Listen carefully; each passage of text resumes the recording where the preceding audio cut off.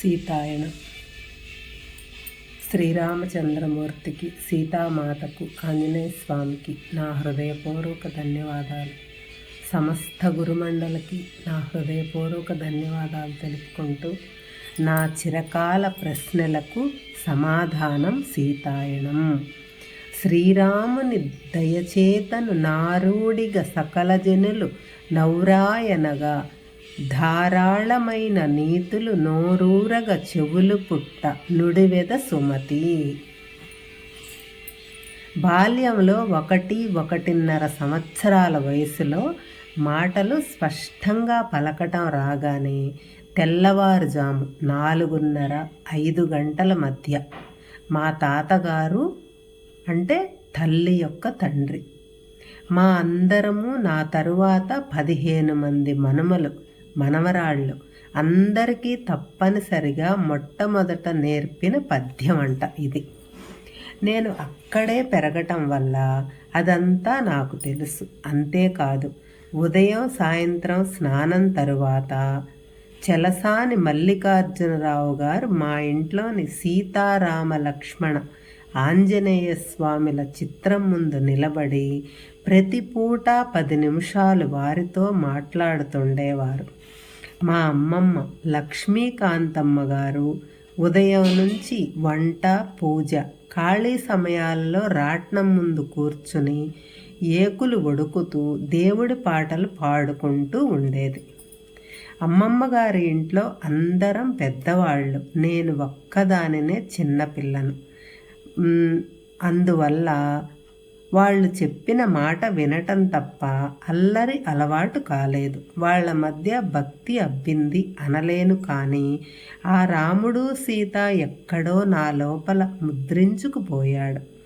మా అమ్మమ్మ ఏనాడు పరుషంగా మాట్లాడి ఎరుగదు. స్వాతంత్రోద్యమంలో వ్యాపారాలు, ఆస్తులు పోయి ఆర్థిక పరిస్థితి కొంత క్షీణించినా ఆమె ఏ రోజు ఆ ప్రస్తావనే తేకుండా దాన్ని అత్యంత సహజంగా స్వీకరించి మామూలుగా ఉండేది. ఆనందంగా అందరికీ అన్నీ అమరుస్తూ ఉండేది. ఆమెను చూసి చాలామంది స్త్రీలు ఇట్లా ఉండాలి అని అనుకునేదాన్ని. కాలేజీ చదువుకు వచ్చాక మహిళా కళాశాలలో స్త్రీవాద ఉద్యమ సమావేశాలు జరుగుతూ ఉండేవి. ప్రిన్సిపాల్ గారు మమ్మల్ని కూడా వాటికి పంపేవారు. ఆ ఉపన్యాసాలు విన్నప్పుడు మనం మగవాళ్లతో సమానంగా లేము అన్న భావం సరికానిదేమో. వారు కొన్ని విషయాలలో మెరుగైతే మనం వేరే విషయాలలో మెరుగు. ఒకవేళ సమానంగా లేము అనుకున్నా ప్రాధాన్యత సంతరించుకునే విధానం ఇది కాదు, ఎక్కడో పొరపాటు జరుగుతుంది అనిపించేది. తరువాత కూడా స్త్రీలు ఆత్మగౌరవం, జ్ఞానం కలిగి ఉండటం వలన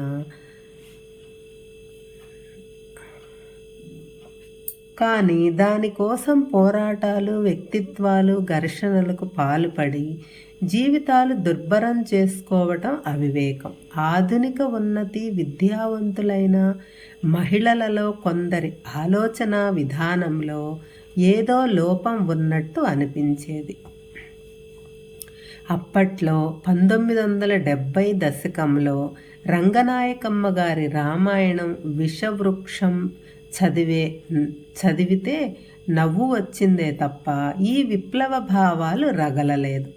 సరికదా, మగవాళ్ళు అతిశయంతో, అహంకారంతో ఉంటారని స్త్రీవాదులు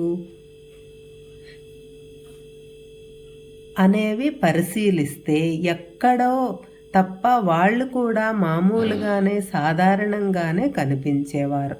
అప్పుడు నాకు మాత్రమే ఎందుకు భిన్నంగా అనిపిస్తోంది అనుకునేదాన్ని. నేల పట్ల ఎంతో ప్రేమ ఉండేది. ఎవరైనా మట్టి అంటుకోకూడదు అన్నప్పుడు భూమిని అవమానించారని, లేదా నేల మీద కలుపు మొక్కలు చావటానికి మందులు కొడితే నేల అణువులు చనిపోతాయని, లేదా విశాలవంతమైన భవంతులు కట్టినప్పుడు అంతమేర నేలకు ఊపిరి ఆడదని తీవ్రమైన విచారం కలిగేది. ఇదంతా ఎందుకు అనిపిస్తోందో తెలిసేది కాదు. ఇప్పుడు ఈ సీతాయనం చేతిలోకి వచ్చిన తరువాత వాటన్నింటికీ కారణం అర్థమైంది. ఈ సహజత్వం, ప్రకృతి పరిరక్షణ అవి నా మూలాలలోనే ఉన్నాయని, నేను అప్పుడు ఆ కాలంలోనే ఉండటం వలన అలా భావిస్తున్నానని గ్రహించాను. జనక మహారాజు ఆదర్శ జీవనం. తన రాజ్యం విచ్ఛిన్నం అవుతుందని తెలిసిన సీతను అయోధ్యకు పంపటానికి సందేహపడకపోవటం, సీత మన కోసమే కాదు సమస్త విశ్వం కోసం ఉంది అనటం, అవన్నీ ఉన్నతీకరించబడిన వ్యక్తిలో విశ్వ ఔన్నత్యం కోసం పాటుపడటం అనేది సహజ పరిణామం అని తెలిపాయి. భూమి ఒకానొక ఆవరణోహణ చాపంలో పరిభ్రమించటం వలన స్త్రీల శక్తి, జ్ఞాన, వివేకాలు మరుగున పడ్డాయి తప్ప ఆ కాలంలోనే గొప్ప తపస్సంపన్నులు, లోకాలనే సృష్టించగల స్త్రీలు ఉన్నారని అర్థమైంది. మరి ముఖ్యంగా ఆనాడే మన ఈ శ్వాస మీద ధ్యానాన్ని ఋషి అనసూయ సీతామాతకు బోధించింది అని తెలుసుకోవటం ఎంతో ఆశ్చర్యానందాలను కలిగించటమే కాక మన ధ్యాన ప్రక్రియ ఎంత సనాతనమైనదో తెలిసింది. సీతామాత ఎంతో సాధారణంగా, నిరాడంబరంగా సమస్త ప్రకృతి పట్ల ప్రేమ, గౌరవాలతో జీవిస్తూ, నేను విశ్వంలోని ప్రతి అణువులోనూ ఉన్నాను, ప్రతి అణువు కోసం పనిచేస్తున్నాను, అంతా ఒక్కటే అయినప్పుడు నేను చేశాను అని తెలియజేయటం ఎందుకు అన్న వాక్యంలో ఎంత నిర్దేశకత్వం దాగి ఉందో శ్రీరామచంద్రుడు సకల గుణాభిరామునిలా, మచ్చలేని చంద్రునిలా మనకు తెలుసు. ఈ సీతాయనం ఆయన అత్యున్నత వివేకాన్ని, సంయమనాన్ని వెలికితీసి ఆయన ఔన్నత్యాన్ని మరింత ఉన్నతీకరించింది. రామాయణం భారతదేశ ఆధ్యాత్మిక జీవనానికి, ఔన్నత్యానికి ప్రతీక అని వింటూ ఉంటాము. ఇప్పుడు మనం దానిని మరో విధంగా అంటే సీతాయనంను ఆ ప్రతీకగా చెప్పుకోవచ్చు. ఈ అనువాదంలో నేను ఉపకరణంలా వాడబడ్డానే తప్ప స్వయంగా వారే దీనిని పూర్తి చేశారని చెప్పక తప్పదు. మరో మాట, సరిగ్గా 6 సంవత్సరాల క్రితం మా నాన్న మైనేని మధుసూదనరావు గారు సంవత్సరం పాటు ఎండనక వాననక ప్రతిరోజు స్వయంగా నిలబడి మా ఊరిలోని రామాలయాన్ని పునర్నిర్మించటంలో కృషి చేశారు. దాని వలన కూడా రామునితో కొంత అనుబంధం ఏర్పడింది. మా సన్నిహితులు నన్ను, నా భర్త తిలక్ గారిని సీతారాములు అనేవారు. ఈ సీతాయనాన్ని వెలుగులోకి తెచ్చిన డీనా మెర్రియం మేడంకు, చక్కగా ముద్రించిన సాయితేజ గ్రాఫిక్స్ నాగరాజు గారికి హృదయపూర్వక కృతజ్ఞతలు. తెలుగు అనువాదానికి నాకు ఇంతటి అవకాశాన్నిచ్చిన పత్రిజీకి ప్రేమపూర్వక ప్రణామాలతో ఎం. స్వర్ణలత.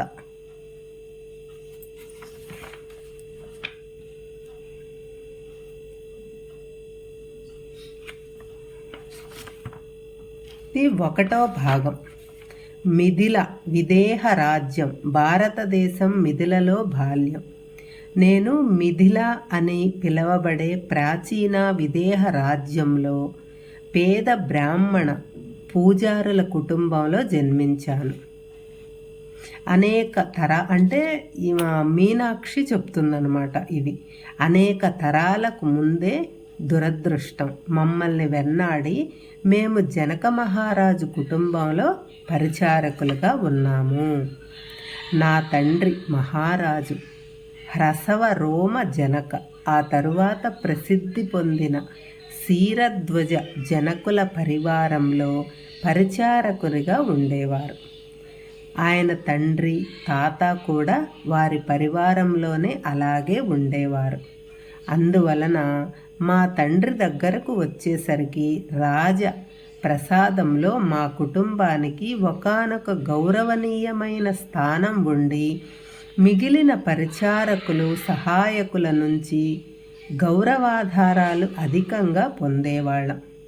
నా తండ్రి మనస్సు శరీరం పూర్తిగా జనకరాజుకు ఆయన కుటుంబానికే అంకితమై ఉండేది. నా బాల్యం నుంచి జీవితంలో మా పాత్ర గురించి నాకు ఉన్న అవగాహన అది.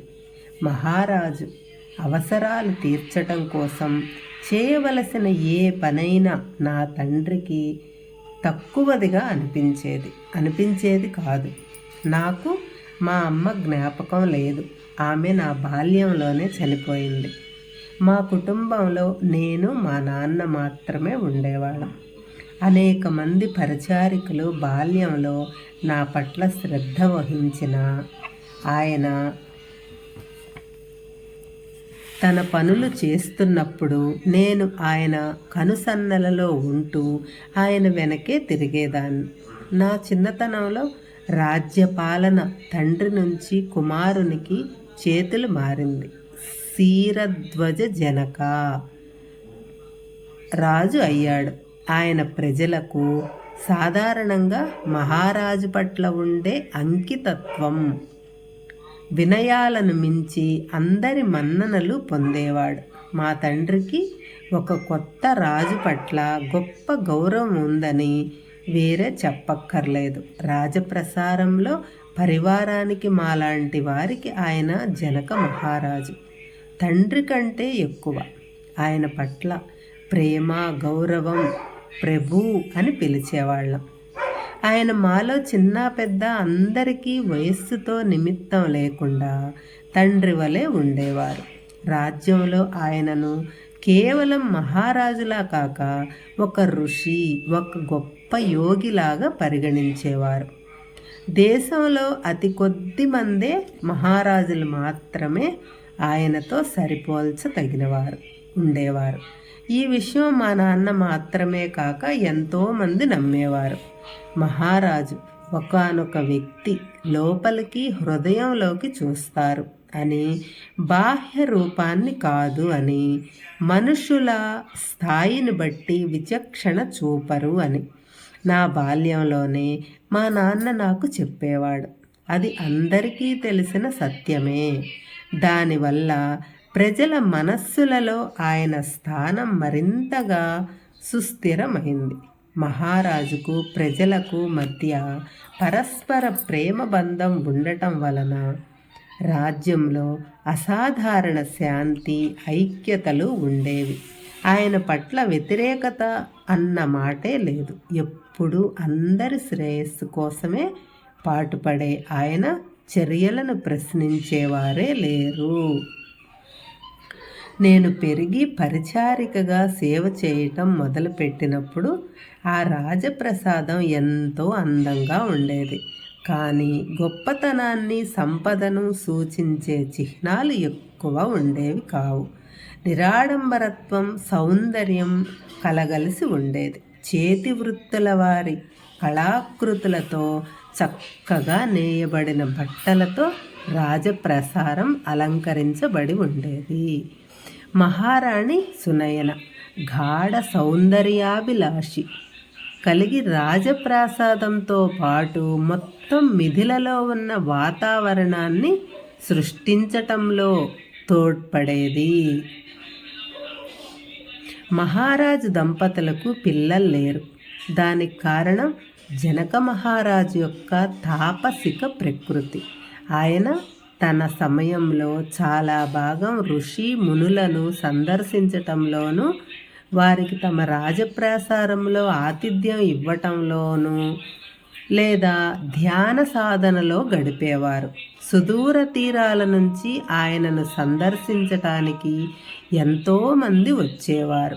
వారి సందర్శనలు స్వయంగా ఋషి అయిన మహారాజుతో పాటు రాజ్యంలో అందరికీ ఆనందోల్లాసాలు కలిగించేవి. మహారాజు యొక్క వివేకం సమస్యలన్నింటినీ పరిష్కరించటానికి తోడ్పడటంతో ఆయన మాకు సన్నిహితులు, ప్రియమైన తండ్రిగా మారిపోయారు.